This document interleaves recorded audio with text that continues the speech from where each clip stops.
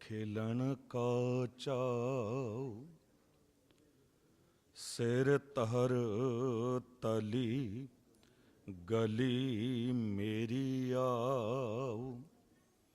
इत मारग पैर तहरी जय, सिर दीजय कान ना की जय। धर्म हेत साका जिन किया, शीस दिया पर सिर ना दिया। शीस दिया पर सिर ना दिया।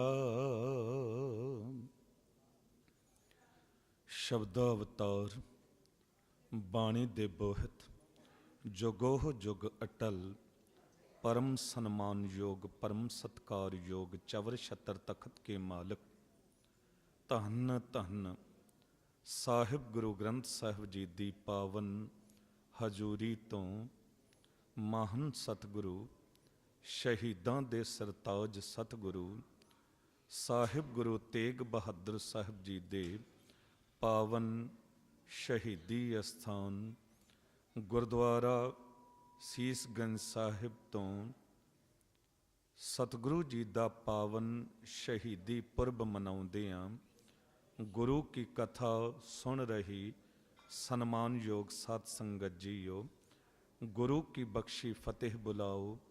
वाहिगुरु जी का खालसा, वाहिगुरु जी की फतेह। सतगुरु साहिब गुरु तेग बहादुर साहब जी का पावन शहीदी पुरब मनाउंदियां 3 दिन पहला तो ये समागम शुरू हो जाते हैं। गुरु तेग बहादुर साहब सतगुरु जी दे जीवन दी विचार आपा गुरु गोबिंद सिंह साहब सतगुरु जी दे इन्हां पावन बचनां दा आधार लैके करनी है।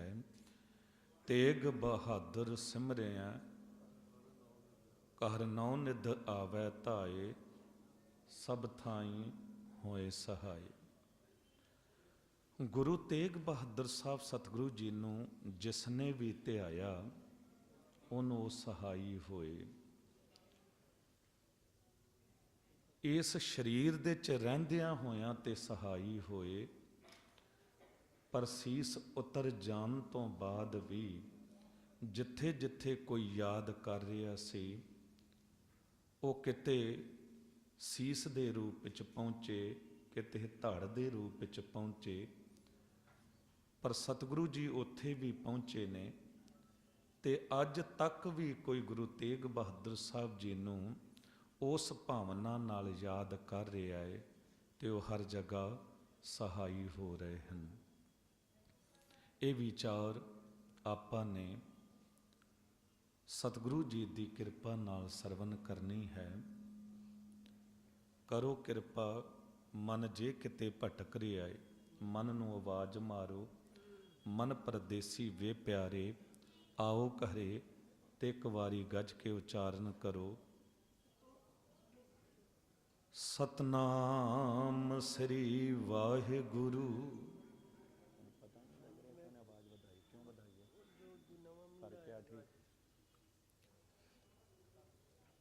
तेग बहादुर सिमरिया कहर नौ निध आवै धाए, सब थाई होए सहाय।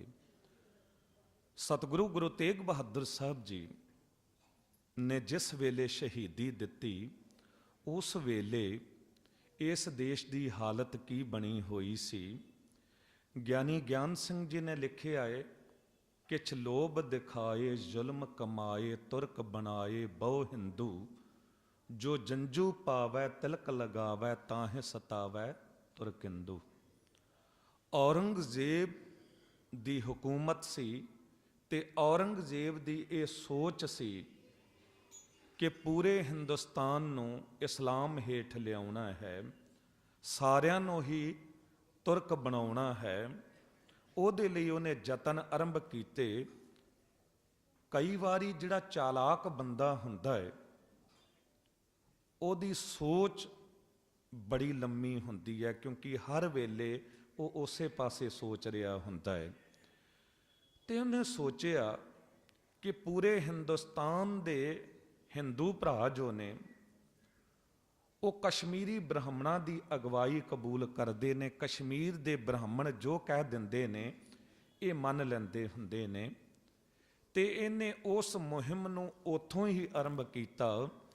ਕਸ਼ਮੀਰ ਦੇ ਵਿੱਚ ਇਹਨੇ ਆਪਣੇ ਐਸੇ ਜ਼ਾਲਮ ਫੌਜਦਾਰ ਭੇਜੇ ਜਿਨ੍ਹਾਂ ਨੂੰ ਪੂਰਾ ਹੱਕ ਦਿੱਤਾ ਕਿ ਪਹਿਲਾਂ ਲੋਭ ਲਾਲਚ ਦਿਓ ਸਰਕਾਰੀ ਨੌਕਰੀਆਂ ਦੀ, ਧਨ ਦੌਲਤ ਦੀ, ਤੇ ਜਿਹੜੇ ਲੋਭ ਦੇ ਅਧੀਨ ਹੋ ਕੇ ਆਪਣਾ ਧਰਮ ਛੱਡ ਦੇਣ ਠੀਕ ਹੈ, ਤੇ ਜਿਹੜੇ ਲੋਭ ਦੇ ਅਧੀਨ ਹੋ ਕੇ ਆਪਣਾ ਧਰਮ ਨਹੀਂ ਛੱਡਦੇ ਤੇ ਉਹਨਾਂ ਦੇ ਫਿਰ ਉੱਤੇ ਅੱਤ ਦਾ ਜ਼ੁਲਮ ਕਰੋ।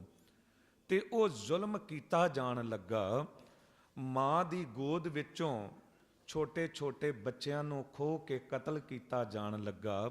ਜਿਹੜੇ ਮਾਂ-ਬਾਪ ਨਹੀਂ ਮੰਨਦੇ ਸਨ, ਜਦ ਬੱਚਿਆਂ ਉੱਤੇ ਇਹੋ ਜਿਹੇ ਜ਼ੁਲਮ ਹੁੰਦੇ ਸਨ ਤੇ ਉਹ ਆਪਣਾ ਧਰਮ ਛੱਡਣ ਨੂੰ ਤਿਆਰ ਹੋ ਜਾਂਦੇ ਸਨ। ਜਗ੍ਹਾ ਜਗ੍ਹਾ ਹਾਹਾਕਾਰ ਮਚੀ ਹੋਈ ਸੀ। ਉਸ ਵੇਲੇ ਜਦ ਸਾਰਿਆਂ ਨੇ ਰਲ ਕੇ ਪੁਕਾਰ ਕੀਤੀ ਤੇ ਇੱਕੋ ਜਵਾਬ ਮਿਲਿਆ ਕਿ ਸਾਹਿਬ ਗੁਰੂ ਹਰਗੋਬਿੰਦ ਸਾਹਿਬ ਪਾਤਸ਼ਾਹ ਜੀ ਦੇ ਸਪੁੱਤਰ ਗੁਰੂ ਤੇਗ ਬਹਾਦਰ ਸਾਹਿਬ ਜੀ, ਜੋ ਗੁਰੂ ਨਾਨਕ ਦੇਵ ਸਾਹਿਬ ਜੀ ਦੇ ਗੁਰਗੱਦੀ ਦੇ ਮਾਲਕ ਨੇ, ਆਨੰਦਪੁਰ ਸਾਹਿਬ ਨੇ, ਉਹੀ ਤੁਹਾਡੀ ਬਾਹ ਫੜ ਸਕਦੇ ਨੇ, ਨਹੀਂ ਤੇ ਔਰੰਗਜ਼ੇਬ ਦੇ ਸਾਹਮਣੇ ਕੋਈ ਵੀ ਜੁਰਤ ਨਹੀਂ ਕਰੇਗਾ ਤੁਹਾਡੀ ਬਾਹ ਫੜਨ ਦੀ। ਤੇ 500 ਬ੍ਰਾਹਮਣ ਇਕੱਠੇ ਹੋ ਕੇ ਆਨੰਦਪੁਰ ਸਾਹਿਬ ਪਹੁੰਚੇ ਤੇ ਆ ਕੇ ਪੁਕਾਰ ਕੀਤੀ, ਦੁਖੀ ਬਿਪਰ ਸੋ ਚੱਲ ਆਏ ਪੁਰੀ ਆਨੰਦ, ਬਾਹਾਂ ਸਾਡੀ ਪਕੜੀਏ ਹਰ ਗੋਬਿੰਦ ਕੇ ਨੰਦ। ਉਹ ਦੁਖੀ ਬ੍ਰਾਹਮਣ ਚੱਲ ਕੇ ਆ ਗਏ ਤੇ ਕਿਹਾ, ਇਹ ਗੁਰੂ ਹਰਗੋਬਿੰਦ ਸਾਹਿਬ ਪਾਤਸ਼ਾਹ ਜੀ ਦੇ ਸਪੁੱਤਰ ਗੁਰੂ ਤੇਗ ਬਹਾਦਰ ਸਾਹਿਬ ਸਾਡੀ ਬਾਹਾਂ ਫੜੋ, ਕਿਉਂਕਿ ਉਦੋਂ ਵੀ ਗੁਰੂ ਹਰਗੋਬਿੰਦ ਸਾਹਿਬ ਸਤਿਗੁਰੂ ਜੀ ਨੇ ਹੀ ਸ਼ਾਹਜਹਾਨ ਬਾਦਸ਼ਾਹ ਨਾਲ 4 ਜੰਗਾਂ ਲੜ ਕੇ ਕਿਤੇ ਨਾ ਕਿਤੇ ਇਸ ਦੇਸ਼ ਦੀ ਤੇ ਕੌਮ ਦੀ ਰੱਖਿਆ ਕੀਤੀ ਸੀ। ਤੁਸੀਂ ਉਹਨਾਂ ਦੇ ਪੁੱਤਰ ਹੋ ਤੇ ਤੁਸੀਂ ਸਾਡੇ ਧਰਮ ਦੀ ਰੱਖਿਆ ਕਰੋ। ਗੁਰੂ ਤੇਗ ਬਹਾਦਰ ਸਾਹਿਬ ਸਤਿਗੁਰੂ ਜੀ ਨੇ ਕਿਹਾ, ਤੁਸੀਂ ਗੁਰੂ ਨਾਨਕ ਦੇ ਦਰਬਾਰ ਵਿੱਚ ਆ ਗਏ ਹੋ, ਤੁਹਾਡੀ ਬਾਹ ਮੈਂ ਜ਼ਰੂਰ ਫੜਾਂਗਾ, ਪਰ ਇੱਕ ਵਾਅਦਾ ਤੁਹਾਨੂੰ ਵੀ ਕਰਨਾ ਹੈ। ਕਹਿਣ ਲੱਗੇ, ਚਿਤ ਚਰਨ ਕਮਲ ਕਾ ਆਸਰਾ, ਚਿਤ ਚਰਨ ਕਮਲ ਸੰਗ ਜੋੜੀਐ, ਮਨ ਲੋਚੈ ਬੁਰਿਆਈਆਂ, ਗੁਰ ਸ਼ਬਦੀ ਇਹ ਮਨ ਹੋੜੀਐ, ਬਾਹਾਂ ਜਿਨ੍ਹਾਂ ਦੀ ਪਕੜੀਐ, ਸਿਰ ਦੀਜੈ ਬਾਹਾਂ ਨਾ ਛੋੜੀਐ। ਮੈਂ ਤੁਹਾਡੀ ਬਾਹਾਂ ਫੜ ਰਿਹਾ ਹਾਂ, ਇੱਕ ਗੱਲ ਯਾਦ ਰੱਖਣਾ, ਭਾਵੇਂ ਮੈਨੂੰ ਸਿਰ ਕਿਉਂ ਨਾ ਦੇਣਾ ਪੈ ਜਾਵੇ, ਮੈਂ ਤੁਹਾਡੀ ਬਾਹ ਨਹੀਂ ਛੱਡਾਂਗਾ, ਪਰ ਇੱਕ ਵਾਅਦਾ ਤੁਸੀਂ ਵੀ ਮੇਰੇ ਨਾਲ ਕਰੋ। ਤੇਗ ਬਹਾਦਰ ਬੋਲਿਆ, ਧਰ ਪਈਐ ਧਰਮ ਨਾ ਛੋਡੀਐ। ਤੁਸੀਂ ਵੀ ਇਹ ਵਾਅਦਾ ਕਰਕੇ ਜਾਓ, ਮੈਂ ਤੁਹਾਡੇ ਧਰਮ ਦੀ ਰੱਖਿਆ ਲਈ ਆਪਣਾ ਸੀਸ ਦੇ ਦਿਆਂਗਾ, ਪਰ ਤੁਹਾਨੂੰ ਵੀ ਇਹ ਮੈਂ ਕਹਿੰਦਾ ਹਾਂ ਕਿ ਧਰਤੀ ਉੱਤੇ ਟੋਟੇ ਟੋਟੇ ਹੋ ਕੇ ਤੇ ਡਿੱਗ ਜਾਣਾ, ਪਰ ਆਪਣਾ ਹਿੰਦੂ ਧਰਮ ਨਾ ਛੱਡਣਾ। ਤੁਸੀਂ ਵੇਖੋ, ਗੁਰੂ ਤੇਗ ਬਹਾਦਰ ਸਾਹਿਬ ਜੀ ਇੱਕ ਸ਼ਰਤ ਰੱਖ ਸਕਦੇ ਸਨ, ਕਹਿ ਸਕਦੇ ਸਨ ਕਿ ਪਹਿਲਾਂ ਤੁਸੀਂ ਮੇਰੇ ਸਿੱਖ ਬਣੋ, ਫਿਰ ਮੈਂ ਤੁਹਾਡੀ ਬਾਹ ਫੜਾਂਗਾ। ਨਹੀਂ, ਗੁਰੂ ਤੇਗ ਬਹਾਦਰ ਸਾਹਿਬ ਜੀ ਨੇ ਸਿਧਾਂਤ ਤੇ ਪਹਿਰਾ ਦਿੱਤਾ। ਇੱਕ ਗੱਲ ਯਾਦ ਰੱਖਣਾ, ਇਹ ਤਾਂ ਬ੍ਰਾਹਮਣ ਆਏ ਸਨ, ਹਿੰਦੂ ਭਰਾ ਆਏ ਸਨ।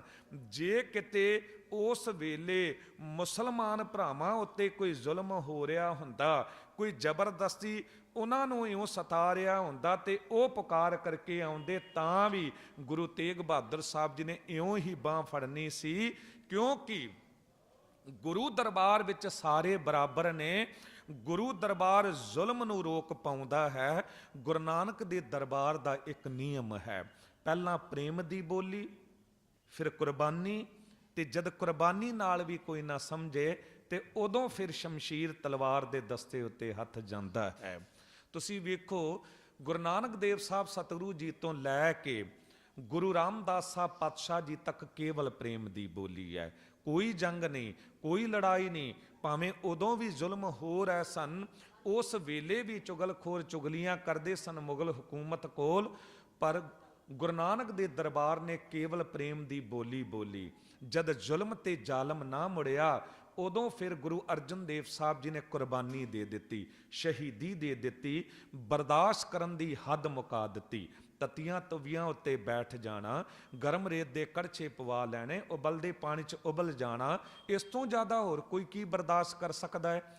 ਪਰ ਤਦ ਵੀ ਜਦ ਜ਼ੁਲਮ ਤੇ ਜ਼ਾਲਮ ਨਾ ਮੁੜਿਆ, ਉਦੋਂ ਫਿਰ ਗੁਰੂ ਹਰਗੋਬਿੰਦ ਸਾਹਿਬ ਪਾਤਸ਼ਾਹ ਜੀ ਨੇ ਮੀਰੀ ਪੀਰੀ ਦੀਆਂ 2 ਕਿਰਪਾਨਾਂ, 2 ਤਲਵਾਰਾਂ ਪਹਿਨੀਆਂ ਤੇ ਇੱਕ ਕ੍ਰਾਂਤੀ ਇਨਕਲਾਬ ਲਿਆਂਦਾ। ਅਣਖ ਤੇ ਗੈਰਤ ਨੂੰ ਜਗਾਇਆ।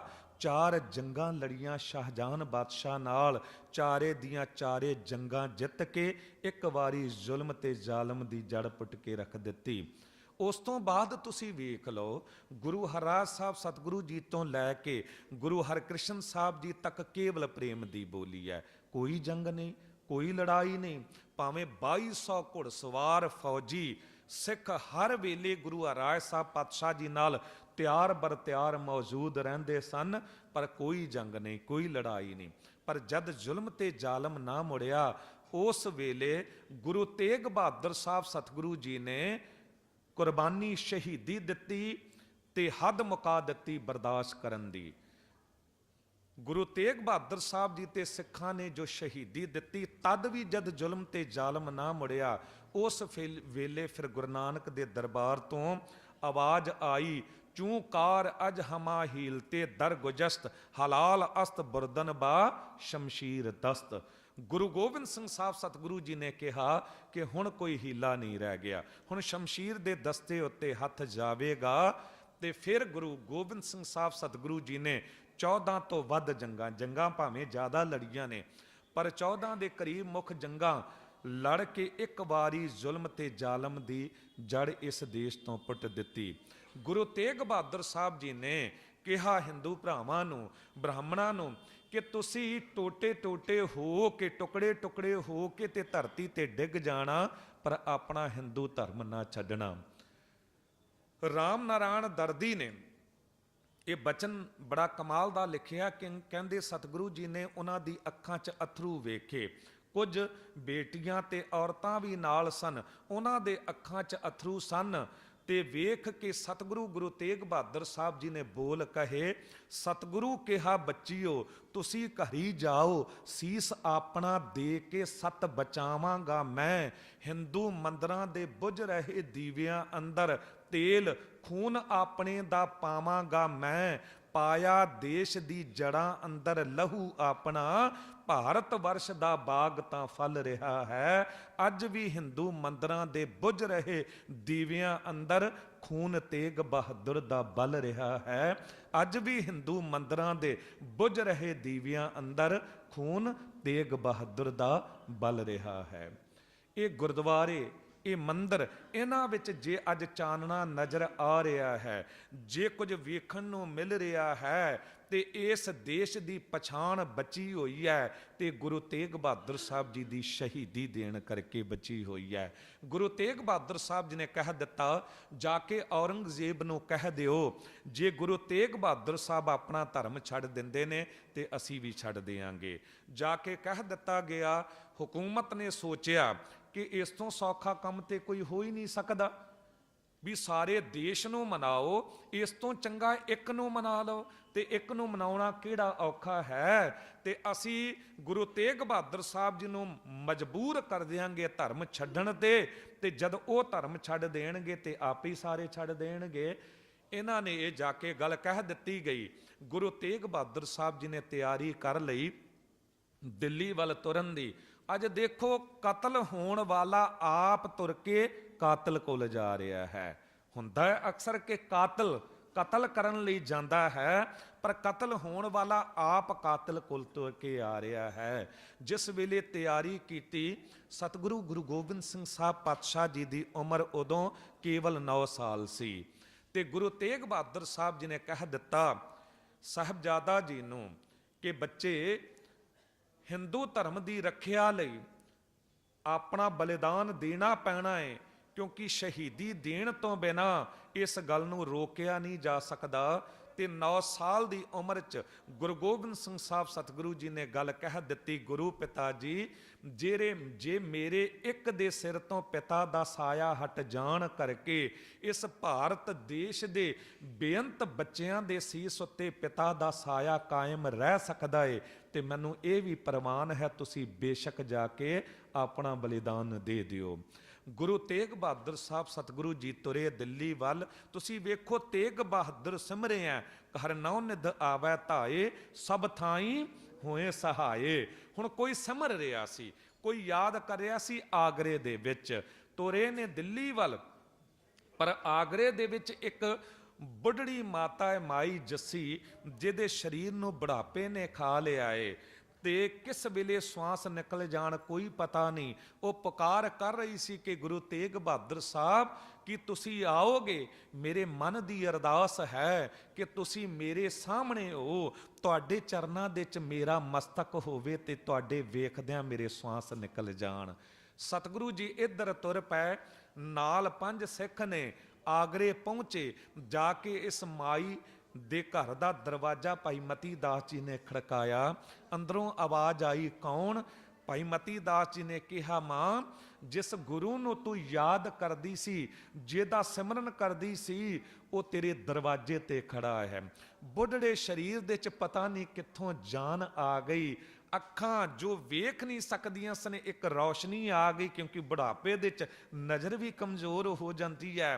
ਕਹਿੰਦੇ ਦੌੜਦਿਆਂ ਦਰਵਾਜ਼ਾ ਖੋਲਿਆ ਤੇ ਪ੍ਰੇਮ ਵਿੱਚ ਭਿੱਜ ਕੇ ਸਤਿਗੁਰੂ ਗੁਰੂ ਤੇਗ ਬਹਾਦਰ ਸਾਹਿਬ ਜੀ ਦਾ ਹੱਥ ਆਪਣੇ ਹੱਥਾਂ 'ਚ ਫੜ ਲਿਆ ਤੇ ਪ੍ਰੇਮ ਨਾਲ ਹੱਥ ਸਤਿਕਾਰ ਨਾਲ ਚੁੰਮ ਲਿਆ। ਅੰਦਰ ਲੈ ਕੇ ਆਈ ਮਾਤਾ ਤੇ ਬਿਠਾ ਕੇ ਤੇ ਇਤਨਾ ਪ੍ਰੇਮ ਵਿੱਚ ਭਿੱਜੀ, ਪਤਾ ਨਹੀਂ ਗੁਰੂ ਦੇ ਇੰਤਜ਼ਾਰ 'ਚ ਸਾਹ ਅਟਕੇ ਹੋਏ ਸਨ। ਇੱਕ ਥਾਨ ਕੱਪੜੇ ਦਾ ਉਣ ਕੇ ਰੱਖਿਆ ਹੋਇਆ ਸੀ। ਵਿਸ਼ਵਾਸ ਸੀ ਗੁਰੂ ਆਵੇਗਾ। ਤੇਗ ਬਹਾਦਰ ਸਿਮਰਿਆ, ਘਰ ਨੌ ਨਿਧ ਆਵੈ ਧਾਏ, ਸਭ ਥਾਈ ਹੋਏ ਸਹਾਏ। ਗੁਰੂ ਜ਼ਰੂਰ ਸਹਾਈ ਹੋਵੇਗਾ, ਆਵੇਗਾ, ਉਹ ਵਿਸ਼ਵਾਸ ਸੀ। ਤੇ ਉਹ ਥਾਨ ਗੁਰੂ ਨੂੰ ਭੇਟਾ ਕੀਤਾ। ਗੁਰੂ ਨੇ ਆਪਣੀ ਗੋਦ 'ਚ ਕੱਪੜੇ ਦਾ ਥਾਨ ਲਿਆ ਤੇ ਮਾਤਾ ਨੇ ਸਤਿਗੁਰੂ ਗੁਰੂ ਤੇਗ ਬਹਾਦਰ ਸਾਹਿਬ ਜੀ ਦੇ ਚਰਨਾਂ 'ਚ ਆਪਣਾ ਸੀਸ ਰੱਖ ਦਿੱਤਾ ਤੇ ਗੁਰੂ ਦੇ ਵੇਖਦਿਆਂ ਵੇਖਦਿਆਂ ਪ੍ਰੀਤਮ ਕੇ ਦੇਸ਼ ਪਹੁੰਚ ਗਈ। ਸਵਾਸ ਨਿਕਲ ਗਏ। ਉਸ ਅਸਥਾਨ ਤੇ ਅੱਜ ਗੁਰਦੁਆਰਾ ਮਾਈ ਕਾ ਥਾਨ ਬਣਿਆ ਹੋਇਆ ਹੈ। ਮਾਈ ਜੱਸੀ ਇੱਥੇ ਰਹਿੰਦੀ ਸੀ। ਤੁਸੀਂ ਦੇਖੋ, ਸਤਿਗੁਰੂ ਸਹਾਈ ਤਾਂ ਹੋਏ, ਨਾਲ ਘਰ ਨੌ ਨਿਧ ਆਵੈ ਧਾਏ। ਉਸ ਘਰ ਦੇ ਵਿੱਚ ਇਤਨੀਆਂ ਬਰਕਤਾਂ ਆਈਆਂ, ਉੱਥੇ ਗੁਰਦੁਆਰਾ ਬਣ ਗਿਆ ਤੇ ਉੱਥੋਂ ਸਗੋਂ ਬਰਕਤਾਂ ਵੰਡੀਆਂ ਜਾ ਰਹੀਆਂ ਨੇ ਤੇ ਉੱਥੇ ਦੌਲਤ ਦੀ ਵੀ ਬਰਸਾਤ ਹੋ ਰਹੀ ਹੈ ਹਰ ਵੇਲੇ। ਇੱਧਰ ਇੱਕ ਹੋਰ ਰੂਹ ਸੀ ਜੋ ਯਾਦ ਪਈ ਕਰਦੀ ਸੀ। ਉਹ ਕੌਣ ਸੀ? ਉਹ ਇੱਕ ਮੁਸਲਮਾਨ ਆਜੜੀ ਸੀ, ਜਿਹਦਾ ਨਾਮ ਇਤਿਹਾਸਕਾਰਾਂ ਨੇ ਹਸਨ ਤੇ ਇਸ ਤਰ੍ਹਾਂ ਕੁਝ ਲਿਖੇ ਨੇ। ਉਹ ਆਜੜੀ ਜੋ ਸੀ, ਉਹ ਕਿਤੇ ਜੰਗਲ ਦੇ ਵਿੱਚ ਭੇਡਾਂ ਚਰਾ ਰਿਹਾ ਸੀ। ਉਹਨੂੰ ਕਿਤੋਂ ਪਤਾ ਲੱਗਾ ਸੀ ਕਿ ਗੁਰੂ ਤੇਗ ਬਹਾਦਰ ਸਾਹਿਬ ਸਤਿਗੁਰੂ ਜੀ ਦਿੱਲੀ ਵੱਲ ਆਪਣਾ ਸੀਸ ਦੇਣ ਲਈ, ਬਲੀਦਾਨ ਦੇਣ ਲਈ ਜਾ ਰਹੇ ਨੇ। ਤੇ ਉਹਨੂੰ ਇਹ ਕਿਸੇ ਨੇ ਕਿਹਾ ਸੀ ਕਿ ਗੁਰੂ ਤੇਗ ਬਹਾਦਰ ਸਾਹਿਬ ਜੀ ਨੂੰ ਜੋ ਵੀ ਯਾਦ ਕਰਦਾ ਏ, ਉਹਨੂੰ ਉਹ ਸਹਾਈ ਹੁੰਦੇ ਨੇ। ਤੇ ਇਹਦੇ ਅੰਦਰੋਂ ਇੱਕ ਅਰਦਾਸ ਨਿਕਲੀ ਕਿ ਸਤਿਗੁਰੂ ਗੁਰੂ ਤੇਗ ਬਹਾਦਰ ਸਾਹਿਬ, ਮੈਂ ਸੁਣਿਆ ਏ ਜੋ ਤੁਹਾਨੂੰ ਯਾਦ ਕਰਦਾ ਏ ਤੁਸੀਂ ਉਹਨੂੰ ਸਹਾਈ ਹੁੰਦੇ ਹੋ। ਮੈਂ ਅੱਤ ਦਾ ਗਰੀਬ ਕੰਗਾਲ ਹਾਂ, ਮੇਰੇ ਘਰ 'ਚ ਰੋਟੀ ਖਾਣ ਨੂੰ ਵੀ ਨਹੀਂ, ਤੇ ਮੈਂ ਸੁਣਿਆ ਤੁਹਾਡੇ ਸਿਰ ਉੱਤੇ ਹੁਕੂਮਤ ਨੇ 500 ਸੋਨੇ ਦੀ ਮੋਹਰਾਂ ਦਾ ਇਨਾਮ ਰੱਖਿਆ ਹੈ। ਤੇ ਕਿਤਨਾ ਚੰਗਾ ਹੋਵੇ ਕਿ ਤੁਸੀਂ ਗ੍ਰਿਫਤਾਰੀ ਮੇਰੇ ਰਾਹੀਂ ਦੇ ਦਿਓ ਤੇ 500 ਸੋਨੇ ਦੀ ਮੋਹਰਾਂ ਮੈਨੂੰ ਮਿਲ ਜਾਣ, ਮੇਰੀ ਗਰੀਬੀ ਦੂਰ ਹੋ ਜਾਵੇ। ਹਾਲਾਂਕਿ ਇਸ ਅਰਦਾਸ ਦੇ ਵਿੱਚ ਇੱਕ ਲੋਭ ਵੀ ਹੈ, ਪਰ ਇੱਕ ਭਰੋਸਾ, ਯਕੀਨ ਵੀ ਹੈ। ਉਸ ਭਰੋਸੇ ਵਿਸ਼ਵਾਸ ਨੂੰ ਭਾਗ ਲੱਗੇ। ਗੁਰੂ ਤੇਗ ਬਹਾਦਰ ਸਾਹਿਬ ਜੀ ਜੰਗਲ ਵੱਲ ਉਸ ਪਾਸੇ ਤੁਰ ਪਏ। ਘੋੜੇ ਉੱਤੇ ਸਤਿਗੁਰੂ ਸਵਾਰ ਨੇ, ਨਾਲ ਸਿੱਖ ਨੇ। ਜਦ ਆਜੜੀ ਕੋਲ ਪਹੁੰਚੇ, ਆਜੜੀ ਵੇਖ ਕੇ ਹੈਰਾਨ ਹੋ ਗਿਆ, ਪਛਾਣਦਾ ਨਹੀਂ ਸੀ। ਸੋਚਿਆ ਕੌਣ ਨੇ ਤੇ ਪੁੱਛਿਆ ਤੁਸੀਂ ਕੌਣ ਹੋ? ਗੁਰੂ ਤੇਗ ਬਹਾਦਰ ਸਾਹਿਬ ਜੀ ਨੇ ਉਦੋਂ ਇੱਕ ਖੇਡ ਵਰਤਾਈ। ਇਹਨੂੰ ਸਿੱਧਾ ਨਹੀਂ ਦੱਸਿਆ, ਇਹਨੂੰ ਕਿਹਾ ਇੱਕ ਕੰਮ ਕਰ ਕਿ ਇਹ ਸੋਨੇ ਦੀ ਮੁੰਦਰੀ, ਇਹ ਅੰਗੂਠੀ ਤੇ ਪੁਸ਼ਾਕ ਲੈ ਜਾ ਤੇ ਬਾਜ਼ਾਰ ਵਿੱਚੋਂ ਕੁਝ ਲੈ ਆ ਖਾਣ ਨੂੰ, ਸਾਨੂੰ ਭੁੱਖ ਲੱਗੀ ਹੈ, ਫਿਰ ਤੈਨੂੰ ਦੱਸਾਂਗੇ ਅਸੀਂ ਕੌਣ ਹਾਂ। ਸਤਿਗੁਰੂ ਨੂੰ ਪਤਾ ਸੀ ਇਹਦੇ ਕੱਪੜੇ ਪਾਟੇ, ਅੱਤ ਦਾ ਗਰੀਬ ਹੈ। ਜਿਸ ਵੇਲੇ ਬਾਜ਼ਾਰ ਵਿੱਚ ਕੀਮਤੀ ਚੀਜ਼ਾਂ ਲੈ ਕੇ ਜਾਵੇਗਾ ਤੇ ਉਸ ਵੇਲੇ ਜ਼ਰੂਰ ਹੁਕੂਮਤ ਨੂੰ ਪਤਾ ਲੱਗ ਜਾਵੇਗਾ ਤੇ ਅਸੀਂ ਇਹਦੀ ਰਾਹੀਂ ਗ੍ਰਿਫਤਾਰੀ ਦੇ ਦਾਂਗੇ।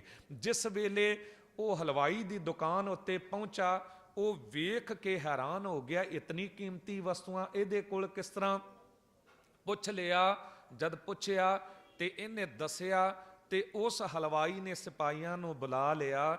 ਜਦ ਸਿਪਾਹੀ ਇਹਦੇ ਨਾਲ ਗਏ ਤੇ ਗੁਰੂ ਤੇਗ ਬਹਾਦਰ ਸਾਹਿਬ ਜੀ ਨੇ, ਉਦੋਂ ਸਿਪਾਹੀਆਂ ਨੂੰ ਵੀ ਪਤਾ ਨਹੀਂ ਸੀ ਕਿ ਗੁਰੂ ਤੇਗ ਬਹਾਦਰ ਸਾਹਿਬ ਨੇ। ਸਾਹਿਬ ਗੁਰੂ ਤੇਗ ਬਹਾਦਰ ਸਾਹਿਬ ਜੀ ਨੇ ਉਹਨਾਂ ਮੁਗਲ ਸਿਪਾਹੀਆਂ ਨੂੰ ਕਿਹਾ ਕਿ ਅਸੀਂ ਗੁਰੂ ਤੇਗ ਬਹਾਦਰ ਸਾਹਿਬ ਹਾਂ ਜੋ ਦਿੱਲੀ ਵੱਲ ਜਾ ਰਹੇ ਹਾਂ, ਤੇ ਤੁਸੀਂ ਇਉਂ ਕਰੋ, ਸਾਨੂੰ ਗ੍ਰਿਫਤਾਰ ਕਰ ਲਓ ਤੇ ਜੋ 500 ਸੋਨੇ ਦੀ ਮੋਹਰਾਂ ਇਨਾਮ ਦੀਆਂ ਬਣਦੀਆਂ ਨੇ ਉਹ ਇਸ ਆਜੜੀ ਨੂੰ ਦੇ ਦਿਓ। ਜਦ ਇਹ ਸੁਣਿਆ ਇੱਕਦਮ ਹੀ ਅੰਦਰ ਭਰ ਆਇਆ ਉਸ ਆਜੜੀ ਦਾ, ਅੱਖਾਂ ਤੋਂ ਨੀਰ ਦੀ ਝੜੀ ਲੱਗ ਗਈ, ਭੁੱਬਾਂ ਮਾਰ ਕੇ ਰੋ ਪਿਆ, ਚਰਨਾਂ ਤੇ ਡਿੱਗ ਪਿਆ ਤੇ ਗੁਰੂ ਤੇਗ ਬਹਾਦਰ ਸਾਹਿਬ ਜੀ ਨੂੰ ਕਹਿਣ ਲੱਗਾ, ਮੇਰੇ ਸਤਿਗੁਰੂ, ਮੈਨੂੰ ਨਹੀਂ ਸੀ ਪਤਾ ਕਿ ਮੇਰੇ ਹੀ ਧਰਮ ਨੂੰ ਮੰਨਣ ਵਾਲੇ ਅੱਜ ਤੁਹਾਡੇ ਕਾਤਲ ਬਣ ਕੇ ਸਾਹਮਣੇ ਖੜੇ ਨੇ ਤੇ ਤੁਸੀਂ ਮੈਨੂੰ ਬਚਾ ਰਹੇ ਹੋ, ਮੇਰੀ ਗਰੀਬੀ ਦੂਰ ਕਰ ਰਹੇ ਹੋ। ਉਸ ਸਥਾਨ ਤੇ ਹੁਣ ਗੁਰੂ ਕਾ ਤਾਲ ਗੁਰਦੁਆਰਾ ਬਣਿਆ ਹੋਇਆ ਹੈ। ਗੁਰੂ ਤੇਗ ਬਹਾਦਰ ਸਾਹਿਬ ਜੀ ਨੂੰ ਉੱਥੇ ਗ੍ਰਿਫਤਾਰ ਕਰ ਲਿਆ ਗਿਆ ਤੇ ਕਹਿੰਦੇ ਲਗਭਗ 11-1200 ਮੁਗਲ ਸਿਪਾਹੀਆਂ ਦਾ ਸਖਤ ਪਹਿਰਾ, ਉਹਦੇ 'ਚ ਗੁਰੂ ਤੇਗ ਬਹਾਦਰ ਸਾਹਿਬ ਜੀ ਨੂੰ ਦਿੱਲੀ ਵੱਲ ਲਿਆਇਆ ਜਾ ਰਿਹਾ ਹੈ। ਕਿਉਂਕਿ ਇਹਨਾਂ ਨੂੰ ਇੱਕ ਡਰ ਸੀ, ਮਥੁਰਾ ਦੇ ਨੇੜੇ ਕੁਝ ਜਾਟ ਪਰਿਵਾਰ ਸਨ ਜੋ ਗੁਰੂ ਤੇਗ ਬਹਾਦਰ ਸਾਹਿਬ ਜੀ ਨੂੰ ਬਹੁਤ ਮੰਨਦੇ ਸਨ, ਸ਼ਰਧਾ ਰੱਖਦੇ ਸਨ। ਜਦ ਗੁਰੂ ਤੇਗ ਬਹਾਦਰ ਸਾਹਿਬ ਜੀ ਪ੍ਰਚਾਰ ਦੌਰੇ ਤੇ ਨਿਕਲੇ ਸਨ, ਉਦੋਂ ਇੱਥੋਂ ਪਹਿਲਾਂ ਆਏ ਸਨ ਤੇ ਇਹਨਾਂ ਨੂੰ ਖਤਰਾ ਸੀ ਕਿਤੇ ਉਹ ਹਮਲਾ ਕਰਕੇ ਗੁਰੂ ਤੇਗ ਬਹਾਦਰ ਸਾਹਿਬ ਜੀ ਨੂੰ ਛੁਡਾ ਨਾ ਲੈਣ। ਗੁਰੂ ਤੇਗ ਬਹਾਦਰ ਸਾਹਿਬ ਤਾਂ ਆਪ ਤੁਰ ਕੇ ਆ ਰਹੇ ਨੇ ਤੇ ਜਿਸ ਵੇਲੇ ਦਿੱਲੀ ਪਹੁੰਚੇ ਤੇ ਦਿੱਲੀ ਦੇ ਵਿੱਚ ਸਤਿਗੁਰੂ ਗੁਰੂ ਤੇਗ ਬਹਾਦਰ ਸਾਹਿਬ ਜੀ ਨੂੰ ਇੱਕ ਇਹੋ ਜਿਹੀ ਪੁਰਾਣੀ ਹਵੇਲੀ ਦੇ ਵਿੱਚ ਕੈਦ ਕੀਤਾ ਗਿਆ, ਜਿਸ ਹਵੇਲੀ ਨੂੰ ਲੋਕ ਭੂਤਾਂ ਪ੍ਰੇਤਾਂ ਦੀ ਹਵੇਲੀ ਕਹਿੰਦੇ ਸਨ। ਕੋਈ ਉਹਦੇ ਵਿੱਚ ਰਹਿੰਦਾ ਨਹੀਂ ਸੀ। ਗੁਰੂ ਤੇਗ ਬਹਾਦਰ ਸਾਹਿਬ ਜੀ ਨੂੰ ਉੱਥੇ ਟਿਕਾਇਆ ਗਿਆ ਤੇ ਜਦ ਕੋਈ ਚਾਹ ਪਾਣੀ ਜਾਂ ਲੰਗਰ ਦਾ ਨਹੀਂ ਪੁੱਛਿਆ ਗਿਆ ਤੇ ਉਸ ਵੇਲੇ ਭਾਈ ਮਤੀ ਦਾਸ ਜੀ ਨੇ ਵੇਖਿਆ ਕਿ ਗੁਰੂ ਦੇ ਸਤਕਾਰ ਵਿੱਚ ਕੁਝ ਨਹੀਂ ਕਰ ਰਹੇ ਨੇ, ਕੇਵਲ ਪਹਿਰੇ ਤੇ ਸਿਪਾਹੀ ਖੜੇ ਨੇ। ਤੇ ਭਾਈ ਮਤੀ ਦਾਸ ਜੀ ਵੀਰ ਰਸ ਚ ਆਏ ਤੇ ਕਹਿਣ ਲੱਗੇ, ਸਤਿਗੁਰੂ ਜੀ, ਇਹ ਏਡੀ ਵੱਡੀ ਅਵਗਿਆ ਕਰ ਰਹੇ ਨੇ, ਜੇ ਤੁਸੀਂ ਮੈਨੂੰ ਹੁਕਮ ਦਿਓ ਤੇ ਇਹਨਾਂ ਦੀ ਇੱਟ ਨਾਲ ਇੱਟ ਖੜਕਾ ਦਿਆਂ। ਗੁਰੂ ਤੇਗ ਬਹਾਦਰ ਸਾਹਿਬ ਜੀ ਨੇ ਕਿਹਾ, ਮਤੀ ਦਾਸ, ਕਿ ਤੇਰੇ ਕੋਲ ਉਹ ਬਰਕਤ ਹੈ, ਇਤਨੀ ਸ਼ਕਤੀ ਹੈ? ਹੱਥ ਜੋੜ ਕੇ ਕਹਿਣ ਲੱਗਾ, ਹਾਂ ਸਤਿਗੁਰੂ, ਮੇਰੇ ਕੋਲ ਉਹ ਸ਼ਕਤੀ, ਉਹ ਬਰਕਤ ਹੈ। ਕਹਿੰਦੇ ਤੈਨੂੰ ਮਿਲੀ ਕਿੱਥੋਂ ਹੈ? ਕਹਿਣ ਲੱਗੇ ਕਿ ਆਪ ਜੀ ਦੇ ਚਰਨਾਂ ਦੀ ਸੇਵਾ ਕਰਨ ਕਰਕੇ। ਗੁਰੂ ਤੇਗ ਬਹਾਦਰ ਸਾਹਿਬ ਜੀ ਨੇ ਕਿਹਾ, ਮਤੀ ਦਾਸ ਭੋਲਿਆ, ਜਿਸ ਗੁਰੂ ਨਾਨਕ ਦੇਵ ਸਾਹਿਬ ਸਤਿਗੁਰੂ ਜੀ ਦੇ ਦਰਬਾਰ ਦੀ ਸੇਵਾ ਕਰਨ ਕਰਕੇ ਤੈਨੂੰ ਇਤਨੀ ਬਰਕਤ ਮਿਲ ਗਈ ਕਿ ਉਸ ਗੁਰੂ ਕੋਲ ਬਰਕਤ ਨਹੀਂ ਹੋਵੇਗੀ? ਪਰ ਇਸ ਵੇਲੇ ਇਹ ਸਮਾਂ ਕੁਰਬਾਨੀ ਦੇਣ ਦਾ ਏ, ਇਹ ਬਰਦਾਸ਼ਤ ਕਰਨ ਦਾ ਏ। ਕਿਤੇ ਜਣਾ ਖਣਾ ਕੋਈ ਕਦੀ ਇਹ ਨਾ ਕਹਿ ਦਵੇ ਕਿ ਗੁਰੂ ਨਾਨਕ ਦੇ ਦਰਬਾਰ ਨੇ ਅਜਾਈ ਤਲਵਾਰ ਚੱਕ ਲਈ ਹੈ। ਨਹੀਂ, ਇਹ ਸ਼ਹੀਦੀ ਦੇਣ ਦਾ ਸਮਾਂ ਏ, ਉਹ ਸਮਾਂ ਆ ਗਿਆ ਏ। ਜਦ ਇਹ ਗੱਲ ਸੁਣੀ ਸਿਪਾਹੀਆਂ ਨੇ, ਸਿਪਾਹੀ ਘਬਰਾ ਗਏ ਤੇ ਦੌੜ ਕੇ ਦੱਸਿਆ। ਕੋਤਵਾਲ ਨੇ ਰਾਤੋਂ ਰਾਤ ਇੱਕ ਪਿੰਜਰਾ ਤਿਆਰ ਕਰਾਇਆ। ਉਸ ਪਿੰਜਰੇ ਦੇ ਵਿੱਚ ਉੱਪਰ ਥੱਲੇ ਅੱਗੇ ਪਿੱਛੇ ਤਿੱਖੇ ਸੂਏ ਨੇ, ਉਹ ਕੰਡਿਆਂ ਵਰਗੇ, ਤੇ ਗੁਰੂ ਤੇਗ ਬਹਾਦਰ ਸਾਹਿਬ ਜੀ ਨੂੰ ਉਸ ਪਿੰਜਰੇ 'ਚ ਕੈਦ ਕਰ ਦਿੱਤਾ ਗਿਆ। ਸਤਿਗੁਰੂ ਜੀ ਨਾ ਬੈਠ ਸਕਦੇ ਨੇ, ਨਾ ਢੋਲ ਆ ਸਕਦੇ ਨੇ, ਖੜੇ ਹੁੰਦੇ ਨੇ ਤਾਂ ਵੀ ਉਹ ਤਿੱਖੇ ਸੂਏ ਚੁੱਭਦੇ ਨੇ। ਇਸ ਤਰੀਕੇ ਦੇ ਨਾਲ ਉਹ ਰਾਤ ਬੀਤੀ ਤੇ ਸਾਹਮਣੇ ਫੇਰ ਕੋਤਵਾਲ, ਕਾਜੀ ਤੇ ਜ਼ਲਾਦ ਆ ਗਏ। ਗੁਰੂ ਤੇਗ ਬਹਾਦਰ ਸਾਹਿਬ ਜੀ ਦੇ ਸਾਹਮਣੇ 3 ਸ਼ਰਤਾਂ ਰੱਖੀਆਂ ਗਈਆਂ। ਪਹਿਲੀ ਸ਼ਰਤ, ਆਪਣਾ ਧਰਮ ਛੱਡ ਕੇ ਸਾਡੇ ਵੱਲ ਆ ਜਾਓ, ਤੇ ਜੇ ਕਿਤੇ ਇਹ ਕਰਦੇ ਹੋ ਤੇ ਅਸੀਂ ਤੁਹਾਨੂੰ ਪੀਰ ਕਰਕੇ ਮੰਨਾਂਗੇ, ਦੁਨੀਆ ਦੇ ਸਾਰੇ ਸੁੱਖ ਤੁਹਾਡੇ ਕਦਮਾਂ 'ਚ ਰੋਲ ਦਿਆਂਗੇ। ਤੇ ਜੇ ਕਿਤੇ ਇਹ ਨਹੀਂ ਕਰਦੇ ਤੇ ਫਿਰ ਕਰਾਮਾਤ ਵਿਖਾਓ, ਤੇ ਜੇ ਕਰਾਮਾਤ ਵੀ ਨਹੀਂ ਵਿਖਾਉਂਦੇ ਤੇ ਫਿਰ ਸੀਸ ਦੇਣ ਲਈ ਤਿਆਰ ਹੋ ਜਾਓ। 3 ਸ਼ਰਤਾਂ ਗੁਰੂ ਤੇਗ ਬਹਾਦਰ ਸਾਹਿਬ ਸਤਿਗੁਰੂ ਜੀ ਨੇ ਮੁਸਕਰਾਉਂਦਿਆਂ ਕਿਹਾ, ਭਾਈ ਸੱਜਣੋ, ਮੇਰੇ ਧਰਮ ਵਿੱਚ ਮੈਨੂੰ ਕੋਈ ਕਮਜ਼ੋਰੀ ਨਜ਼ਰ ਨਹੀਂ ਆਉਂਦੀ ਤੇ ਮੈਂ ਆਪਣਾ ਧਰਮ ਕਿਉਂ ਛੱਡਾਂ। ਮੈਂ ਤੁਹਾਨੂੰ ਨਹੀਂ ਕਹਿੰਦਾ ਤੁਸੀਂ ਆਪਣਾ ਧਰਮ ਛੱਡੋ, ਤੇ ਤੁਸੀਂ ਕਿਸੇ ਨੂੰ ਕਹਿਣ ਦਾ ਕੀ ਹੱਕ ਰੱਖਦੇ ਹੋ। ਧਰਮ ਅਸੀਂ ਬਿਲਕੁਲ ਨਹੀਂ ਤਿਆਗਾਂਗੇ। ਦੂਜੀ ਗੱਲ ਕਰਾਮਾਤ, ਕਰਾਮਾਤ ਹੈ ਕਹਿਰ ਫਕੀਰ ਨਾ ਦੱਸੇ, ਸਾਈਂ ਖੜਾ ਸਿਰ ਉੱਪਰ ਹੱਸੇ। ਨਾਟਕ ਚੇਟਕ ਕੀਏ ਕੁਕਾਜਾਂ, ਪ੍ਰਭ ਲੋਗਨ ਕਹਿ ਆਵਤ ਲਾਜਾ। ਜੋ ਗੁਰੂ ਗੋਬਿੰਦ ਸਿੰਘ ਸਾਹਿਬ ਸਤਿਗੁਰੂ ਜੀ ਨੇ ਬਚਨ ਕਹੇ ਸਨ, ਉਹ ਗੁਰੂ ਤੇਗ ਬਹਾਦਰ ਸਾਹਿਬ ਜੀ ਨੇ ਉਦੋਂ ਹੀ ਸਮਝਾ ਦਿੱਤੇ ਸਨ। ਕਿਹਾ, ਇਹ ਛੋਟੇ ਮੋਟੇ ਨਾਟਕ ਚੇਟਕ, ਇਹ ਕਰਾਮਾਤਾਂ ਅਸੀਂ ਨਹੀਂ ਕਰਾਂਗੇ। ਹਾਂ, ਤੀਜੀ ਗੱਲ ਜੋ ਹੈ, ਤ੍ਰਿਤੀਏ ਪ੍ਰਾਨ ਹਾਨ ਕੀ ਬਾਤ, ਸੋ ਸਹੇ ਹਮ ਆਪਣੇ ਗਾਤ। ਤੀਜੀ ਗੱਲ ਜੋ ਪ੍ਰਾਣ ਦੇਣ ਦੀ, ਸੀਸ ਦੇਣ ਦੀ ਗੱਲ ਹੈ, ਉਹ ਸਾਨੂੰ ਪ੍ਰਵਾਨ ਹੈ। ਜਦ ਇਹ ਗੱਲ ਕਹਿ ਦਿੱਤੀ ਤੇ ਸਾਹਮਣੇ ਤੋਂ ਘਬਰਾ ਗਏ। ਸੋਚਿਆ ਸੀ ਇਹ ਤੇ ਡਰ ਜਾਣਗੇ, ਸੀਸ ਦੇਣ ਲਈ ਤਿਆਰ ਨਹੀਂ ਹੋ ਜਾਣਗੇ, ਤੇ ਜੇ ਅਸੀਂ ਸੀਸ ਲੈ ਲਿਆ ਤੇ ਫਿਰ ਤੇ ਇੱਕ ਇਨਕਲਾਬ ਆ ਜਾਵੇਗਾ, ਫਿਰ ਤੇ ਸਾਰੇ ਦੇਸ਼ ਦੇ ਲੋਕ ਸੀਸ ਦੇਣ ਨੂੰ ਤਿਆਰ ਹੋ ਜਾਣਗੇ, ਧਰਮ ਕੋਈ ਛੱਡੇਗਾ ਨਹੀਂ। ਤੇ ਵਾਪਸ ਮੁੜ ਗਏ। ਸਾਰੀ ਰਾਤ ਵਿਚਾਰਾਂ ਕਰਦੇ ਰਹੇ ਤੇ ਇਹਨਾਂ ਵਿੱਚੋਂ ਇੱਕ ਕਾਜੀ ਨੇ ਇਹ ਗੱਲ ਕਹਿ ਦਿੱਤੀ ਕਿ ਮੈਂ ਗੁਰੂ ਨਾਨਕ ਦੇਵ ਸਾਹਿਬ ਸਤਿਗੁਰੂ ਜੀ ਦੇ ਦਰਬਾਰ ਦੀ ਬਾਣੀ ਨੂੰ ਕੁਝ ਪੜ੍ਹਿਆ ਏ, ਤੇ ਉਹ ਬਾਣੀ ਤਾਂ ਕਹਿੰਦੀ ਹੈ ਕਿ ਗੁਰੂ ਆਪਣੇ ਸਿੱਖਾਂ ਨੂੰ ਮਾਂ ਵਾਂਗ ਪਿਆਰ ਕਰਦਾ ਏ। ਮਾਤਾ ਪ੍ਰੀਤ ਕਰੇ ਪੁੱਤ ਖਾਏ, ਮੀਨੇ ਪ੍ਰੀਤ ਭਈ ਜਲ ਨਹਾਏ, ਸਤਿਗੁਰ ਪ੍ਰੀਤ ਗੁਰਸਿੱਖ ਮੁਖ ਪਾਏ। ਕਹਿੰਦੇ ਮਾਂ ਉੱਤੇ ਜਿਤਨੇ ਮਰਜ਼ੀ ਜ਼ੁਲਮ ਹੋ ਜਾਣ, ਉਹ ਕਈ ਵਾਰੀ ਸਭ ਕੁਝ ਸਹਾਰ ਜਾਂਦੀ ਹੈ, ਪਰ ਜਦ ਉਹਦੇ ਬੱਚਿਆਂ ਉੱਤੇ ਜ਼ੁਲਮ ਹੁੰਦਾ ਏ, ਬੱਚਿਆਂ ਨੂੰ ਟੋਟੇ ਟੋਟੇ ਕੀਤਾ ਜਾਂਦਾ ਏ, ਤੇ ਉਦੋਂ ਮਾਂ ਡੋਲ ਜਾਂਦੀ ਏ। ਇਹ ਅਸੀਂ ਕਸ਼ਮੀਰ ਦੇ ਵਿੱਚ ਵੇਖ ਚੁੱਕੇ ਹਾਂ। ਤੇ ਗੁਰੂ ਮਾਂ ਹੈ। ਗੁਰੂ ਉੱਤੇ ਪਹਿਲਾਂ ਜ਼ੁਲਮ ਨਾ ਕਰੋ, ਸ਼ਹੀਦ ਨਾ ਕਰੋ, ਪਹਿਲਾਂ ਇਹਦੇ ਸਿੱਖ ਬੱਚਿਆਂ ਨੂੰ ਇਹਦੇ ਸਾਹਮਣੇ ਟੋਟੇ ਟੋਟੇ ਕਰੋ, ਅੱਤ ਦੇ ਤਸੀਹੇ ਦੇ ਕੇ, ਤਾਂ ਕਿ ਗੁਰੂ ਡੋਲ ਜਾਵੇ। ਹੁਣ ਇਹਨਾਂ ਨੂੰ ਕੀ ਪਤਾ, ਜਿੱਥੇ ਗੁਰੂ ਨਹੀਂ ਡੋਲਦਾ ਉੱਥੇ ਸਿੱਖ ਕੀ ਡੋਲਣਗੇ।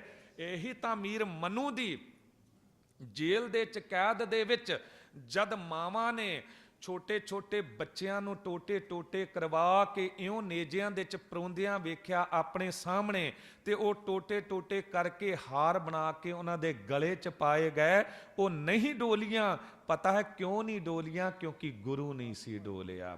ਉਹੋ ਜਿਹਾ ਸਿਦਕ ਜੇ ਅੱਜ ਸਾਡੇ ਵਿੱਚ ਆ ਜਾਵੇ ਤੇ ਫਿਰ ਉਹ ਜੁਰਤ ਸਾਡੇ ਵਿੱਚ ਵੀ ਆ ਸਕਦੀ ਹੈ, ਪਰ ਸਾਡਾ ਧਿਆਨ ਗੁਰੂ ਵੱਲ ਘੱਟ ਹੁੰਦਾ ਏ। ਮੇਰੇ ਤੋਂ ਲੈ ਕੇ ਤੁਹਾਡੇ ਤੱਕ ਸਾਡਾ ਧਿਆਨ ਬੱਚਿਆਂ ਵੱਲ ਜ਼ਿਆਦਾ ਹੁੰਦਾ ਹੈ। ਜੇ ਸਾਡਾ ਧਿਆਨ ਉਹੋ ਜਿਹਾ ਗੁਰੂ ਵੱਲ ਹੋਵੇ ਤੇ ਫਿਰ ਬੱਚਿਆਂ ਦੀ ਸੰਭਾਲ ਗੁਰੂ ਆਪ ਪਿਤਾ ਬਣ ਕੇ ਕਰਦਾ ਏ, ਤੇ ਸਾਨੂੰ ਉਹ ਬਰਕਤ ਵੀ ਦੇ ਦਿੰਦਾ ਏ ਕਿ ਸਾਡੇ ਬੱਚਿਆਂ ਦੀ ਸੰਭਾਲ ਵੀ ਅਸੀਂ ਕਰ ਗੁਜ਼ਰਦੇ ਹਾਂ, ਕਿਉਂਕਿ ਸਾਨੂੰ ਕਿਰਤ ਵੀ ਦਿੱਤੀ ਹੈ ਤੇ ਕੀਰਤ ਵੀ ਨਾਲ ਦਿੱਤੀ ਹੈ। ਗੁਰੂ ਤੇਗ ਬਹਾਦਰ ਸਾਹਿਬ ਜੀ ਦੇ ਸਾਹਮਣੇ ਇਹ ਆ ਗਏ, ਤੇ ਆ ਕੇ ਇਹਨਾਂ ਨੇ ਪਹਿਲਾਂ ਸਿੱਖਾਂ ਨੂੰ ਕਿਹਾ, ਕਿਉਂਕਿ 3 ਸਿੱਖ ਮੌਜੂਦ ਸਨ। 2 ਸਿੱਖਾਂ ਨੂੰ ਗੁਰੂ ਤੇਗ ਬਹਾਦਰ ਸਾਹਿਬ ਜੀ ਨੇ ਆਪ ਹੁਕਮ ਕਰਕੇ ਸਮਝਾ ਕੇ ਦੂਰ ਭੇਜ ਦਿੱਤਾ ਸੀ। ਭਾਈ ਮਤੀ ਦਾਸ ਜੀ ਨੂੰ ਸਾਹਮਣੇ ਲਿਆਇਆ ਗਿਆ, ਤੇ ਭਾਈ ਮਤੀ ਦਾਸ ਜੀ ਨੂੰ ਕਿਹਾ, ਵੇਖ ਤੇਰੇ ਸਾਹਮਣੇ 2 ਰਸਤੇ ਨੇ, ਜੇ ਤੂੰ ਤੁਰਦਾ ਗੁਰੂ ਵੱਲ ਤੇ ਤੈਨੂੰ ਕਰਾਂਗੇ ਆਰੇ ਨਾਲ 2 ਫਾੜ, ਟੋਟੇ ਟੋਟੇ ਕਰਾਂਗੇ, ਤੇ ਜੇ ਸਾਡੇ ਵੱਲ ਤੁਰਦਾ ਤੇ ਦੁਨੀਆ ਦੇ ਸੁੱਖ ਤੇਰੇ ਕਦਮਾਂ 'ਚ ਰੁਲਣਗੇ। ਹੁਣ ਤੂੰ ਚੋਣ ਕਰਕੇ ਦੱਸ ਤੈਨੂੰ ਕੀ ਚਾਹੀਦਾ ਹੈ।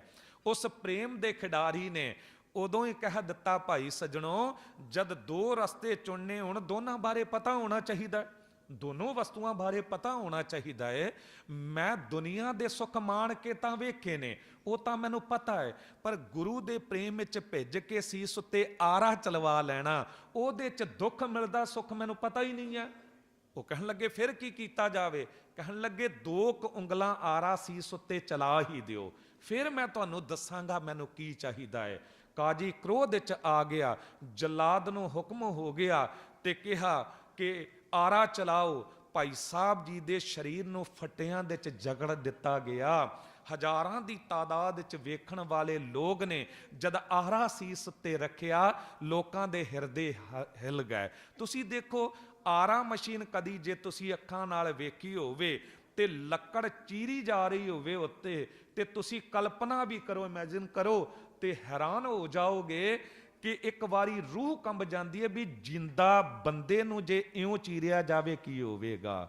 ਤੇ ਲੋਕਾਂ ਦੇ ਹਿਰਦੇ ਅਲਗ ਹੈ, ਪਰ ਭਾਈ ਸਾਹਿਬ ਜੀ ਦੇ ਸੀਸ ਉੱਤੇ ਆਰਾ ਰੱਖਿਆ ਗਿਆ। ਆਰਾ ਚਲਿਆ, ਕੇਸਾਂ ਨੂੰ ਚੀਰ ਕੇ ਚਮੜੀ ਨੂੰ ਪਾੜ ਕੇ ਜਦ ਆਰਾ ਅੰਦਰ ਉਤਰਿਆ ਤੇ ਖੂਨ ਦੀ ਫੁਹਾਰ ਛੁੱਟੀ। ਭਾਈ ਸਾਹਿਬ ਜੀ ਦੇ ਚਿਹਰੇ ਉੱਤੇ, ਦਾੜੇ ਉੱਤੇ ਖੂਨ ਦੀਆਂ ਬੂੰਦਾਂ ਸਨ ਤੇ ਕਾਜੀ ਨੇ ਇਸ਼ਾਰਾ ਕਰਕੇ ਰੋਕ ਦਿੱਤਾ। ਸੋਚਿਆ ਹੁਣ ਡਰ ਗਿਆ ਹੋਵੇਗਾ, ਪੁੱਛਿਆ ਹੁਣ ਦੱਸ। ਤੇ ਭਾਈ ਮਤੀ ਦਾਸ ਜੀ ਨੇ ਕਿਹਾ ਕਿ ਮੈਂ ਤੇ ਆਸਾ ਰਾਗ ਦੇ ਵਿੱਚੋਂ ਪੜ੍ਹਿਆ ਸੀ ਬਾਬਾ ਕਬੀਰ ਸਾਹਿਬ ਜੀ ਨੂੰ, ਜਿਨ੍ਹਾਂ ਨੇ ਕਿਹਾ ਸੀ ਕਰਵਟ ਭਲਾ ਨਾ ਕਰਵਟ ਤੇਰੀ, ਲਾਗ ਗਲੇ ਸੁਨ ਬੇਨਤੀ ਮੇਰੀ। ਵੀ ਆਰਾ ਚੱਲ ਜਾਣਾ ਮੈਨੂੰ ਪ੍ਰਵਾਨ ਹੈ, ਪਰ ਮਾਲਕ ਵਾਹਿਗੁਰੂ ਤੂੰ ਮੂੰਹ ਫੇਰ ਲਵੇਂ ਉਹ ਪ੍ਰਵਾਨ ਨਹੀਂ, ਕਿਉਂਕਿ ਆਰੇ ਤੋਂ ਵੀ ਜ਼ਿਆਦਾ ਦੁੱਖ ਦਿੰਦਾ ਹੈ। ਤੇ ਉਦੋਂ ਜਵਾਬ ਮਿਲਿਆ ਸੀ ਸੌਖੀ ਗੱਲ ਨਹੀਂ, ਆਰੇ ਨਾਲ ਚੀਰਿਆ ਵੀ ਜਾ ਸਕਦਾ ਹੈ। ਤੇ ਉਹਨੇ ਜਵਾਬ ਦਿੱਤਾ ਸੀ ਜੋ ਤਨ ਚੀਰ ਹੈ ਤੋ ਅੰਗ ਨਾ ਮੋਰੋਂ, ਪਿੰਡ ਪਰੈ ਤੋ ਪ੍ਰੀਤ ਨਾ ਤੋਰੋਂ। ਜੇ ਆਰਾ ਚੱਲ ਵੀ ਗਿਆ ਮੈਂ ਮੂੰਹ ਨਹੀਂ ਮੋੜਾਂਗਾ, ਤੇ ਜੇ ਸਰੀਰ ਨੂੰ ਚੀਰ ਵੀ ਦਿੱਤਾ ਗਿਆ ਪ੍ਰੀਤ ਨਹੀਂ ਤੋੜਾਂਗਾ। ਭਾਈ ਮਤੀ ਦਾਸ ਜੀ ਕਹਿੰਦੇ ਅੱਜ ਮੈਨੂੰ ਪਤਾ ਲੱਗਾ ਏ ਕਿ ਆਪਣੇ ਪਿਆਰੇ ਵੱਲ ਮੁੱਖ ਕਰਕੇ ਆਰਾ ਚਲਵਾ ਲੈਣ ਵਿੱਚ ਆਨੰਦ ਹੈ, ਦੁੱਖ ਨਹੀਂ ਹੈ। ਤੇ ਕਹਿ ਦਿੱਤਾ ਦੋ ਉਂਗਲਾਂ ਜਦ ਸੀਸ ਵਿੱਚ ਆਰੇ ਪਾਇਆ ਚੀਰ, ਮਤੀ ਦਾਸ ਜੀ ਬੋਲਦੇ ਸੁਣ ਕਾਜੀ ਧਰਤੀਰ। ਰੋਮ ਰੋਮ ਵਿੱਚ ਮੈਂਡੜੇ ਪ੍ਰੀਤਮ ਵਸਿਆ ਆਪ, ਆਰਾ ਮੈਨੂੰ ਭਾਵਦਾ ਧਰਮ ਛੱਡਣਾ ਪਾਪ। ਤੇ ਕਹਿ ਦਿੱਤਾ ਟੁਕੜੇ ਇਸ ਸਰੀਰ ਦੇ ਕਰੇ ਜੇ ਲੱਖ ਕਰੋੜ, ਦੋ ਟੁਕੜੇ ਨਹੀਂ, ਟੁਕੜੇ ਇਸ ਸਰੀਰ ਦੇ ਕਰੇ ਜੇ ਲੱਖ ਕਰੋੜ, ਤਾਂ ਵੀ ਧਰਮ ਨਾ ਛੋਡਸਾਂ ਤੇਰੇ ਦੀਨ ਨਹੀਂ ਲੋੜ। ਆਰਾ ਮੈਨੂੰ ਭਾਵਦਾ ਕਾਰਾ ਕਰੋ ਬਨਾਏ, ਸੀਸ ਜਾਏ ਤਾਂ ਜਾਣ ਦੇ ਮੇਰਾ ਸਿੱਖੀ ਸਿਦਕ ਨਾ ਜਾਏ, ਮੇਰਾ ਸਿੱਖੀ ਸਿਦਕ ਨਾ ਜਾਏ। ਜਦ ਇਹ ਗੱਲ ਕਹਿ ਦਿੱਤੀ ਕਾਜੀ ਕ੍ਰੋਧ ਚ ਆਇਆ ਤੇ ਪੁੱਛਿਆ ਕੋਈ ਅਖੀਰੀ ਇੱਛਾ ਤੇਰੀ। ਤੇ ਭਾਈ ਮਤੀ ਦਾਸ ਜੀ ਨੇ ਕਹਿ ਦਿੱਤਾ ਜੱਲਾਦਾਂ ਨੂੰ ਕਿ ਜੱਲਾਦੋ ਆਰਾ ਧੀਰੇ ਚਲਾਇਓ, ਮੈਂ ਜਪਜੀ ਸਾਹਿਬ ਦਾ ਪਾਠ ਆਰੰਭ ਕਰ ਰਿਹਾ, ਜਦ ਤੱਕ ਜਪਜੀ ਸਾਹਿਬ ਦਾ ਪਾਠ ਪੂਰਾ ਨਾ ਹੋ ਜਾਵੇ ਤਦ ਤੱਕ ਤੁਸੀਂ ਮੇਰੀ ਜੀਹਵਾ ਨੂੰ ਨਾ ਕੱਟਣਾ। ਜਦ ਇਹ ਗੱਲ ਕਹੀ ਤੇ ਉਸ ਵੇਲੇ ਗੁਰੂ ਤੇਗ ਬਹਾਦਰ ਸਾਹਿਬ ਜੀ ਨੇ ਬੋਲ ਕੇ ਕਹਿ ਦਿੱਤਾ ਮਤੀ ਦਾਸ ਹੁਣ ਤਾਂ ਤੇਰਾ ਰੋਮ ਰੋਮ ਜਿਹਵਾ ਬਣ ਗਿਆ ਏ, ਹੁਣ ਆਰਾ ਤੇਰੇ ਵਿੱਚੋਂ ਜਪਜੀ ਨੂੰ ਨਹੀਂ ਕੱਢ ਸਕਦੇਗਾ। ਇੱਕ ਦੂ ਜੀਭੋਂ ਲੱਖ ਹੋਏ ਲੱਖ ਹੋਏ ਲੱਖ 20, ਲੱਖ ਲੱਖ ਗੇੜਾ ਆਖੀਆਂ ਏਕ ਨਾਮ ਜਗਦੀਸ਼। ਆਰਾ ਚਲਿਆ, ਜਪਜੀ ਸਾਹਿਬ ਦਾ ਪਾਠ ਆਰੰਭ ਹੋਇਆ। ਕਹਿੰਦੇ ਜਿਸ ਵੇਲੇ ਸਰੀਰ ਨੂੰ ਆਰੇ ਨੇ ਚੀਰ ਦਿੱਤਾ, ਅਰਧੋ ਅਰਧ ਚਰਾਏ ਸੋ ਡਾਰਾ, ਪਰਿਆ ਧਰਤੀ ਪਰ ਹੋਏ ਦੋਏ ਫਾਰਾ। ਪਰ ਲੋਗ ਹੈਰਾਨ ਹੋ ਗਏ, ਦੋਨੋਂ ਤਨ ਤੇ ਜਪਜੀ ਪੜ੍ਹੈ, ਹੀਰਤ ਸਭ ਕੋ ਅਚਰਜ ਵੱਢੈ। ਇਉਂ ਮਹਿਸੂਸ ਹੋਇਆ ਜਿਸ ਤਰ੍ਹਾਂ ਸਰੀਰ ਦੇ ਦੋ ਟੋਟਿਆਂ ਵਿੱਚੋਂ ਵੀ ਜਪਜੀ ਸਾਹਿਬ ਦੀ ਆਵਾਜ਼ ਆ ਰਹੀ ਹੈ। ਅੱਜ ਤੇ ਸਾਇੰਸਦਾਨਾਂ ਨੇ ਵੀ ਮੰਨ ਲਿਆ ਹੈ ਅੰਦਰ ਦੀ ਵਿਲ ਪਾਵਰ ਬੰਦੇ ਦੀ ਜੇ ਕਿਤੇ ਪ੍ਰਬਲ ਹੈ ਚੜ੍ਹਦੀ ਕਲਾ ਤੇ ਫਿਰ ਸਿਰ ਉਤਰ ਜਾਣ ਤੋਂ ਬਾਅਦ ਵੀ ਕੁਝ ਟਾਈਮ ਤੱਕ ਸੁਰਤ ਕਾਇਮ ਰਹਿੰਦੀ ਹੈ। ਇਹ ਬਾਬਾ ਦੀਪ ਸਿੰਘ ਜੀ ਨੇ ਕਰ ਵਿਖਾਇਆ ਸੀ ਤੇ ਉਹ ਅੰਦਰ ਦੀ ਚੜ੍ਹਦੀ ਕਲਾ ਭਾਈ ਮਤੀ ਦਾਸ ਜੀ ਵਿੱਚ ਸੀ। ਜਪਜੀ ਸਾਹਿਬ ਪੂਰਾ ਹੋਇਆ, ਭਾਈ ਸਾਹਿਬ ਜੀ ਦੀ ਸ਼ਹੀਦੀ ਹੋ ਗਈ ਤੇ ਭਾਈ ਦਿਆਲਾ ਜੀ ਨੂੰ ਸਾਹਮਣੇ ਲਿਆਇਆ ਗਿਆ। ਭਾਈ ਦਿਆਲਾ ਜੀ ਦੇ ਸਾਹਮਣੇ ਵੀ ਸ਼ਰਤ ਰੱਖੀ ਗਈ ਤੇ ਕਹਿ ਦਿੱਤਾ ਗਿਆ ਇੱਕ ਪਾਸੇ ਤੇਰਾ ਗੁਰੂ ਹੈ, ਦੂਜੇ ਪਾਸੇ ਅਸੀਂ ਹਾਂ, ਜੇ ਸਾਡੇ ਵੱਲ ਤੁਰਦਾ ਦੁਨੀਆ ਦੇ ਸੁੱਖ ਤੇਰੇ ਕਦਮਾਂ 'ਚ ਰੁਲਣਗੇ, ਨਹੀਂ ਤਾਂ ਉਬਲਦੇ ਪਾਣੀ 'ਚ ਤੈਨੂੰ ਉਬਾਲ ਦੇਾਂਗੇ। ਭਾਈ ਦਿਆਲਾ ਜੀ ਨੇ ਮੁਸਕਰਾਉਂਦਿਆਂ ਕਿਹਾ ਭਾਈ ਸੱਜਣੋ ਮੇਰੇ ਭਰਾ ਨੇ ਸ਼ਹੀਦੀ ਦੇ ਕੇ ਤੁਹਾਨੂੰ ਦੱਸ ਦਿੱਤਾ, ਹਾਲੇ ਵੀ ਮੇਰੇ ਤੋਂ ਪੁੱਛਣਾ ਹੈ? ਤੁਰਨਾ ਮੈਂ ਗੁਰੂ ਵੱਲ ਹੈ, ਜੋ ਕਰਨਾ ਹੈ ਕਰ ਗੁਜਰੋ। ਉਸ ਵੇਲੇ ਕਹਿੰਦੇ ਦੇਗ ਦੇ ਚ ਪਾਣੀ ਉਬਾਲੇ ਖਾ ਰਿਹਾ ਹੈ। ਸਾਧ ਸੰਗਤ ਜੀ ਇੱਕ ਗੱਲ ਮਹਿਸੂਸ ਕਰਨਾ, ਮੈਂ ਕਹਿ ਕੇ ਨਿਕਲ ਜਾਵਾਂ ਤੁਸੀਂ ਸੁਣ ਕੇ ਨਿਕਲ ਜਾਓ, ਗੱਲ ਨਹੀਂ ਬਣੇਗੀ। ਕਦੀ ਸੋਚ ਕੇ ਵੇਖੋ ਆਲੂ ਗੋਭੀ ਤਾਂ ਤੁਸੀਂ ਉਬਲਦੇ ਪਾਣੀ 'ਚ ਕਈ ਵਾਰੀ ਵੇਖੇ ਹੋਣਗੇ। ਮਹਿਸੂਸ ਕਰੋ ਗੁਰੂ ਕੇ ਸਿੱਖ ਦਾ ਸਰੀਰ ਕਿਸ ਤਰ੍ਹਾਂ ਉਬਲਦੇ ਪਾਣੀ 'ਚ ਉਬਲਿਆ ਹੋਵੇਗਾ। ਕਹਿੰਦੇ ਉਬਾਲੇ ਖਾ ਰਿਹਾ ਪਾਣੀ, ਅੱਗ ਦੇ ਭਾਂਬੜ ਬਲ ਰਹੇ ਨੇ ਤੇ ਉਧਰ ਤੁਰੇ ਤੇ ਪੁੱਛਿਆ ਅਖੀਰੀ ਇੱਛਾ ਭਾਈ ਸਾਹਿਬ ਜੀ ਨੇ ਕਿਹਾ ਸੁਖਮਨੀ ਸਾਹਿਬ ਜੀ ਦਾ ਪਾਠ ਕਰਾਂਗਾ। ਤੇ ਗੁਰੂ ਤੇਗ ਬਹਾਦਰ ਸਾਹਿਬ ਜੀ ਨੇ ਕਿਹਾ ਸਿੱਖਾ ਡੋਲੀ ਨਾ। ਤੇ ਭਾਈ ਦਿਆਲਾ ਜੀ ਨੇ ਬੜੇ ਵਜਦ ਚ ਆ ਕੇ ਕਿਹਾ ਮਨ ਕਿਉਂ ਬੈਰਾਗ ਕਰੇਗਾ, ਸਤਗੁਰ ਮੇਰਾ ਪੂਰਾ ਸਿਰ ਉੱਪਰ ਠਾਡਾ ਗੁਰਸੂਰਾ, ਨਾਨਕ ਤਾਂ ਕਹਿ ਕਾਰਜ ਪੂਰਾ। ਮੇਰੇ ਸਤਿਗੁਰੂ ਮੈਂ ਕਿਉਂ ਡੋਲਾਂਗਾ ਜਦ ਤੂੰ ਮੇਰੇ ਸਾਹਮਣੇ ਹੈ। ਇਹ ਤਾਂ ਪੰਜਵੇਂ ਜਾਮੇ ਚ ਗੁਰੂ ਅਰਜਨ ਦੇਵ ਸਾਹਿਬ ਜੀ ਦੇ ਰੂਪ ਚ ਉਬਲ ਕੇ ਤੁਸੀਂ ਸਾਨੂੰ ਸਿਖਾ ਗਏ ਹੋ। ਤੇ ਸਤਿਗੁਰੂ ਜੀ ਵੱਲ ਸਿਜਦਾ ਕਰਕੇ ਭਾਈ ਸਾਹਿਬ ਜੀ ਸੁਖਮਨੀ ਸਾਹਿਬ ਦਾ ਪਾਠ ਕਰਦੇ ਤੁਰੇ ਨੇ। ਕਹਿੰਦੇ ਅੱਗ ਦਾ ਸੇਕ ਇਤਨਾ ਜ਼ਿਆਦਾ ਸੀ ਜੋ ਜਲਾਦ ਅੱਗੇ ਵਧ ਰਹੇ ਸਨ ਉਹ ਵੀ ਪਿੱਛੇ ਹਟ ਗਏ। ਪਰ ਭਾਈ ਦਿਆਲਾ ਜੀ ਜਪਜੀ ਸੁਖਮਨੀ ਸਾਹਿਬ ਜੀ ਦਾ ਪਾਠ ਕਰਦਿਆਂ ਆਪ ਉਸ ਪਾਣੀ ਦੇ ਵਿੱਚ ਉਤਰ ਗਏ।